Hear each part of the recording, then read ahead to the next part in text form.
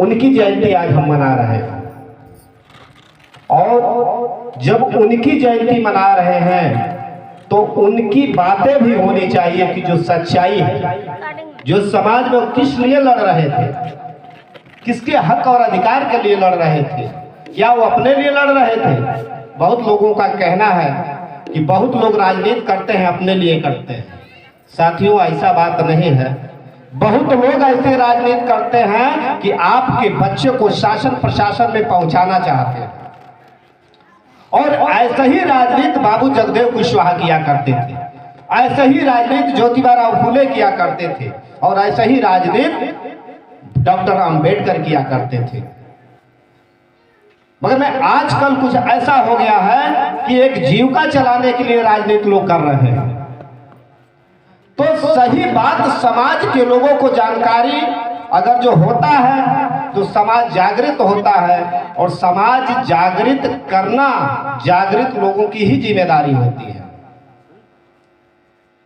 तो साथियों, मैं दो चार बात आप लोगों से अपनी बात रखूंगा। पहली बात मैं आप लोगों से जानना चाहता हूं कि इसमें कितने लोग हैं जो संविधान को देखें। जो लोग देखें हाथ ऊपर कीजिएगा।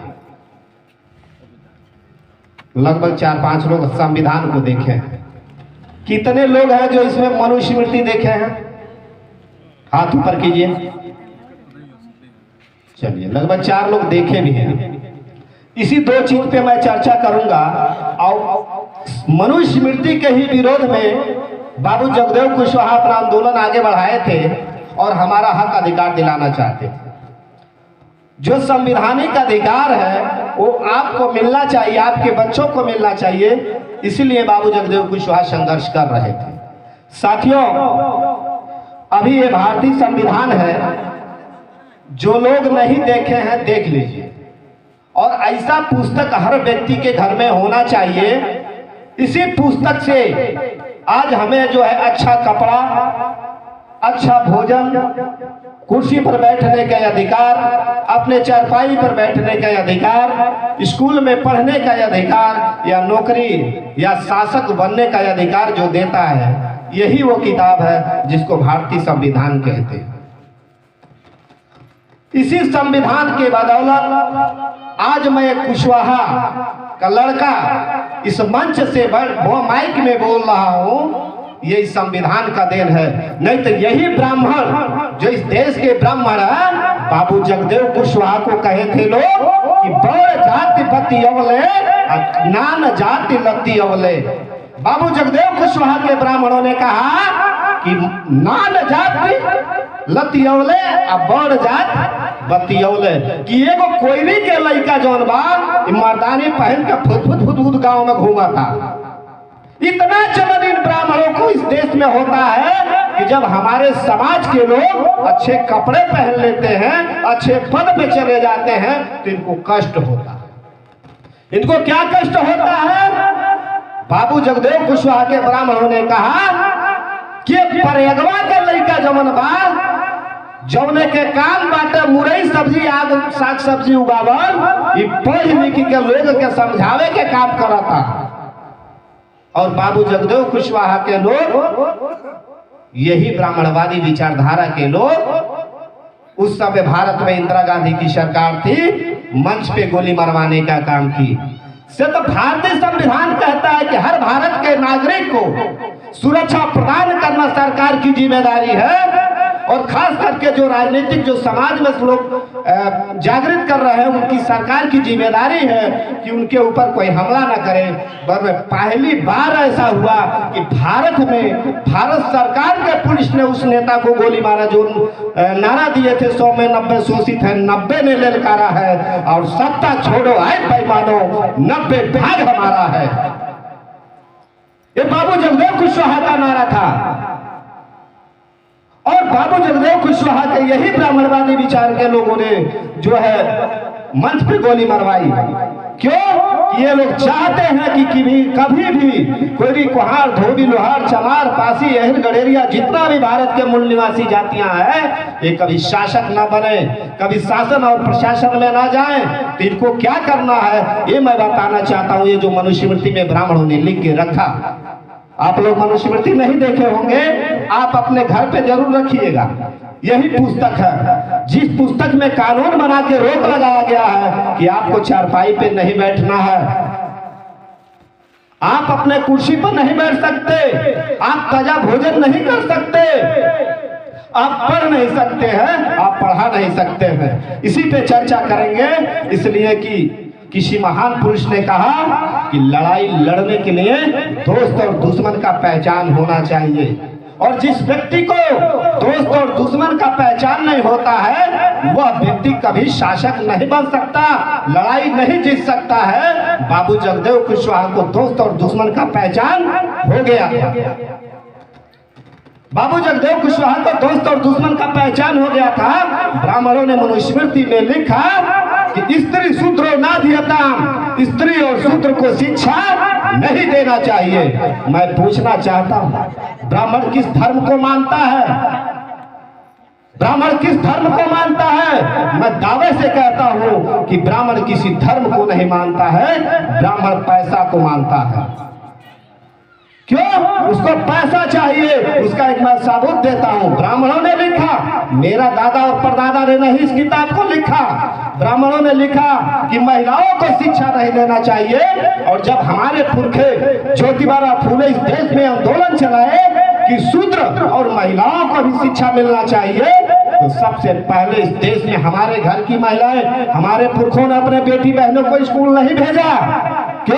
क्यों? लोग कहते थे कि महिलाओं का काम घर का है, इनको स्कूल में नहीं जाना चाहिए, पढ़ना नहीं चाहिए। उस समय जवाहरलाल नेहरू नाम का एक ब्राह्मण अपने बेटी को स्कूल में भेजा और स्कूल में पढ़ा लिखा के इस देश के प्रधानमंत्री बनाया। आज भी हमारे घर के लोग, हमारे समाज के लोग अभी इक्का दुक्का महिलाओं लड़कियों को भेज रहे हैं स्कूल में। तो अगर जो किसी धर्म को, ग्रंथ को मानता, किसी धर्म को मानता, तो उसके ब्राह्मण धर्म ग्रंथों में लिखा हुआ है कि महिलाओं को शिक्षा नहीं देना चाहिए। भेजा ना, हमारे पुरखों ने आंदोलन चलाया और अपने बेटी को पढ़ाकर इस देश का प्रधानमंत्री बनाया। आपके घर के अगर जो बच्चियां कहीं हॉस्टल में पढ़ रही हैं, कहीं स्कूल में जा रही हैं, तो कहेगा देखा लड़की बिगड़ जाइए। पर उसके घर की महिलाएं कहाँ जाती हैं, उसकी घर की बेटी बहन कहाँ है, तो बड़े बड़े विश्वविद्यालय में जाके पढ़ रही है। और जब डॉक्टर, वकील, इंजीनियर बन के आती है तो हमारे लोग जाके नमस्कार करते हैं। साथियों, बहुत जरूरी है इस देश में, और खास करके हमारे समाज के लोगों को, जो SC ST OBC के लोग हैं, नमक रोटी खाइए, आपके पास पैसा नहीं है भीख मांग लीजिए, मगर अपने बच्चों को जरूर पढ़ाइए। इसलिए कि जब आप अपने बच्चों को पढ़ाएंगे तो आपके बच्चा एक डॉक्टर, वकील, इंजीनियर बन के आएगा। जो लोग आपसे नफरत करते हैं आके आपके चरणों में गिर जाएंगे। इसलिए बाबा साहब डॉक्टर अम्बेडकर कहते हैं कि शिक्षा वो शेरनी का दूध है, जो पिएगा वो गुर्राएगा। ये समाज में सत्य है। जो लोग जानते हैं वो सवाल खड़ा करते हैं और ब्राह्मण वहां से भाग जाता है। इसलिए कि ब्राह्मणों ने हमारे समाज के लोगों को कानून बनाकर शिक्षा से वंचित किया, धन से वंचित किया। लिखा इसमें कि शूद्र को शिक्षा नहीं देना चाहिए। जितना यहाँ लोग हम लोग बैठे हैं, क्या हम लोग ब्राह्मण हैं, क्षत्रिय हैं, वैश्य हैं? अगर जो नहीं है तो हम चौथे स्थान के हैं। तो चौथे स्थान के जब हम लोग शूद्र हैं, तो ब्राह्मणों ने हमारे बारे में लिखा कि शूद्र को शिक्षा नहीं देना चाहिए, शूद्र को धन रखने का अधिकार नहीं होना चाहिए, शूद्र को गुरु बनने का अधिकार नहीं होना चाहिए, और शूद्र को जो है हथियार रखने का अधिकार नहीं होना चाहिए। जिसके पास चार अधिकार ना हो वो क्या कहलाएगा? है कहीं मानव की श्रेणी में वो गिनती होगा?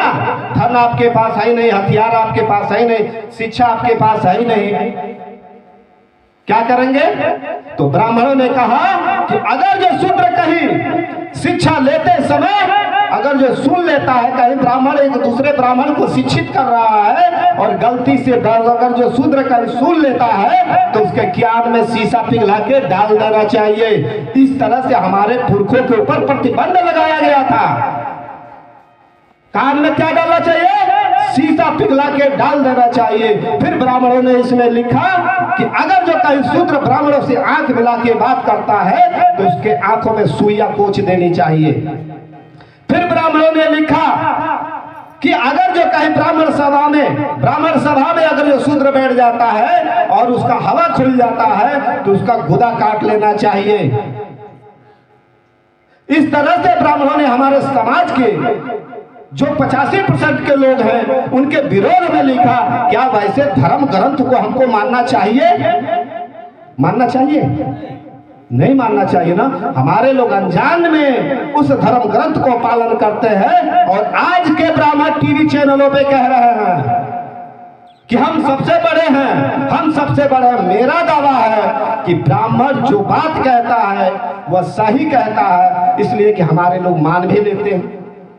अभी ब्राह्मण कह रहे हैं, अभी मैंने देखा सोशल मीडिया पे कह रहा है सारी जगत देवताओं का अधीन है। सारी जगत इसी में लिखा हुआ है, सारी जगत देवताओं का अधीन, देवता मंत्रों का अधीन, मंत्र ब्राह्मणों का अधीन। आप बताइए कि सबसे बड़ा कौन हुआ? ब्राह्मण हुआ ना। दुनिया में सबसे ज्यादा अगर जो सभी लोग हैं देवताओं से भी, भगवान से भी बड़ा ब्राह्मण अपने आप को घोषित करता है और हम लोग सुनते भी हैं, फिर भी मानते हैं कि सही बात है। अरे जो ब्राह्मण भगवान के शरीर में प्राण डाल सकता है वो तो भगवान से बड़ा होगा ना। हम लोग कहा जाते हैं मंदिर में, ब्राह्मण बताता है मंदिर में भगवान है, जाओ और जाके क्या करो, इनको लड्डू चढ़ाओ, पेड़ा चढ़ाओ, खुश हो जाएंगे। आप बता दीजिए कि किसी मंदिर में आप लड्डू पेड़ा चढ़ाते हो और 1 किलो अगर जो लड्डू चढ़ाए हो तो क्या उसमें 900 ग्राम होता है? नहीं होता है ना। अगर जो आपके पास मान लीजिए 5 गो सेव रख दिया जाए और 1 सेव खा ले तो 4 ही बचेगा ना। बस आज तक मैंने ये नहीं देखा कि कहीं कढ़ाई चढ़ाया गया हो, कहीं पूरी सब्जी चढ़ाया गया हो, कहीं पे खीर पूरी चढ़ाया जाता है, कहीं पे लड्डू चढ़ाया जाता है। अगर जो 5 पूरी चढ़ाया गया तो 5 रहता है, भगवान भी खा लेता है, फिर ले आकर हम भी खा लेते हैं। और फिर भी हम लोग सवाल कभी नहीं खड़ा करते कि यह जो अभी हमने 5 पूरी दिया, ये 5 के 5 ही है तो देवी देवता भगवान खाएगा। अगर जो खा लिए होते तो कम हो गया होता, पर ऐसा कुछ नहीं होता है। ब्राह्मणों ने हमारे लोगों को धर्म जाल में डाला और कहा कि जब तक ये लोग पैर धोकर पानी पीते रहेंगे तब तक इनका बुद्धि और विवेक खुलने वाला नहीं है। ब्राह्मणों ने हमारे पुरखों से पौधा से पौधा, पेड़ से पेड़ का बिया करा के पैसा ले लाना से। अगर जो हमारे दादा परदादा अगर जो बुद्धिजीव रहते तो पेड़ से बिया हुई। नलका जब गड़वाया जाता था तो उस समय भी ब्राह्मण हमसे दर ले लेता था कि आपका नलका, यानी हम इस दुनिया में आए हैं तो ब्राह्मण को कर देना है, ये ब्राह्मण कहता है। क्या हम लोग इसीलिए पैदा हुए हैं कि हर काम करेंगे तो ब्राह्मण को देंगे? सुबह से शाम तक पहला फसल जो पैदा होता था वो भी पहला फसल पंडित जी की है। तो ये सारी के सारी जितना अत्याचार अगर जो इस देश में हुआ तो वह ब्राह्मणों ने किया। ऐसे थोड़ी आप मानोगे, मैं सबूत देता हूं। सबसे पहले इस देश में जो बुद्ध ने आंदोलन चलाया वो किसके खिलाफ चलाए है? किसी व्यक्ति को पता? वो ब्राह्मणों के विरोध में चलाए। और ब्राह्मणों के विरोध में जब